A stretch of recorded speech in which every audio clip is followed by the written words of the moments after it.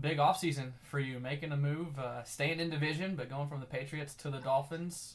Just kind of take me through the offseason and how that all came about.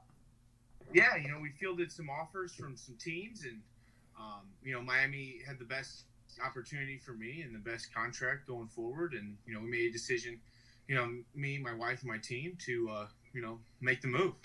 What'd you like about Miami? I love their coaching staff. Obviously, I have a connection with Coach Flores. They're a team on the rise. I want to help them build something cool, and looking forward to getting down to Florida and kind of setting up our life down there. How would Ted Karras describe his first 3-4 seasons in the NFL?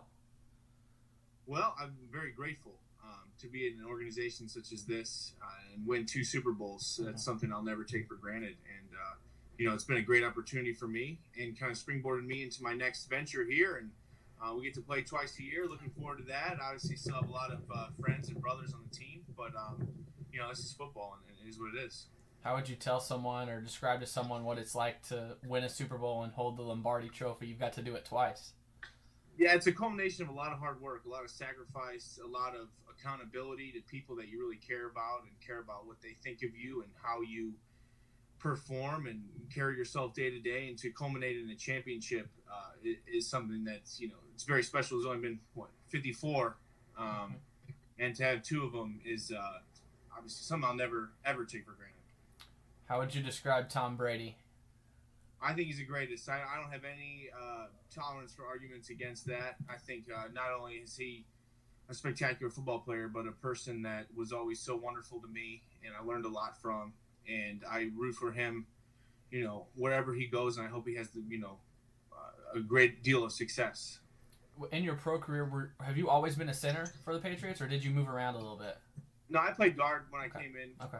But I learned to play center, and that's kind of where what I've transformed into. I can still play guard, but I want to continue moving forward playing center in the league.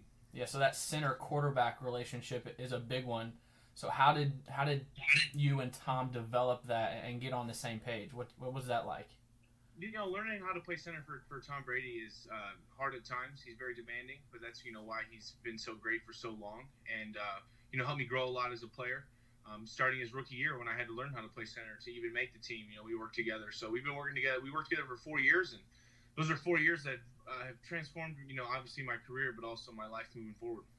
Any Tom Brady stories that the general public might not know that you're willing to share?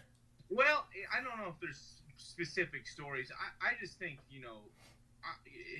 to meet someone of that mega status and how well he treated everyone around him, how he knew everyone's name, how he was so welcoming in his home and with his family, because obviously his family's superstar as well. So I am, so I don't know. I'm so grateful for what he did, and I'm such a big fan. And I will I don't take any Tom Brady slander around me. So I'm pretty loyal to him. Yeah, that's awesome. And then the only other Patriots thing, what's Bill Belichick like? I know he comes off as this rough, gruff football coach. Is that who he is? Well, he's obviously very, very successful and multidimensional. He's very smart. I think he would probably be top tier in whatever industry he decided to go in as a young man, but very demanding. I think he's pretty funny. I always thought he was pretty funny, when it's not at your expense, at least. But he has a lot of good tips.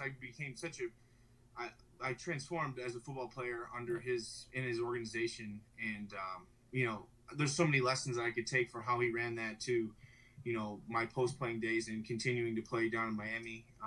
But even, post-football, so many things that he does that are, instrumental to his success. What has made him, or what has allowed him to get the Patriots to that dynasty? Like, what does he do so well for the program? Well, I think it's accountability and details, and he has I don't know if it's maybe a luxury now, but he had to build a culture where you come in and guys really care. And I think Patriots might get the term, they're kind of like people think of them as the bad guys sometimes just because of how much success they've had. But I think that there's so many little things that go into it, and guys really care. They care about each other, and are really accountable and beholden to each other. What did the Dolphins sell you on that made you want to go there, and how do you see yourself fitting in and getting down there and being a part of the Dolphins? Well, it's an opportunity to go and be a center in the NFL. It was the best opportunity for me. I love the coaching staff. Obviously, I'm really excited to see a new part of the country. Miami, Florida's always kind of had a little bit of prestige to it. Go play pro football down there is very exciting for me and my wife and my family. And, I'm just really looking forward to it. My favorite part about football is being on the team, being with the guys, and, going down and, fitting into a new team is really exciting. I've done it before, and I'm really looking forward to, getting around the guys and building something for 2020. I know your season was done and complete when this whole COVID-19 stuff kind of really hit the country. What's it been like on the football world? Have you seen any effects? Well, for us, it's the off season, so we're home anyway. I think maybe a little bit of cabin fever for everyone's. I think everyone across the nation. And I hope everyone's being safe, and I hope everyone's families are safe. But for us, it's I guess it's a little different. We can't go training wise. We built a gym in one of our buddies' garages, so there's about 8 of us going there since everything's closed, and we have our professional obligations to uphold and prepare. To be competitive this fall. And April and March are big parts of that. So we've been getting our work in, and but it's just crazy times, and I hope I hope and pray for the world right now. Yeah, the OTAs and training camps would be coming up here in a couple weeks, a month or two or so. Have they told you any time frame on the Dolphins when things might pick back up?